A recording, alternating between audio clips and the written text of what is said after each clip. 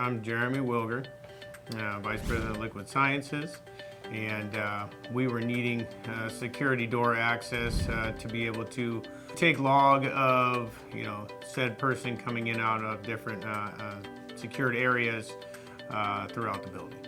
Actually, I found Abe straight off the web. I have no relation to Abe, and I got lucky in the sense that I met with a couple different companies, and I felt him to be the most trustworthy of them, and I made a decision. Basically, what I was needing was an access control system that allowed the correct people to go in and out of the access through the electronic doors. His crew was great. They were here when they said they were going to be. I was able to get a hold of him.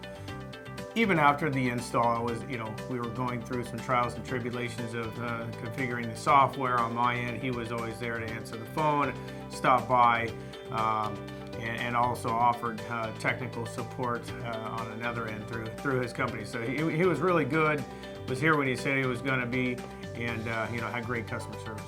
They were clean in the areas. They didn't leave stuff behind that was going to be in my way at all. They did a very good job.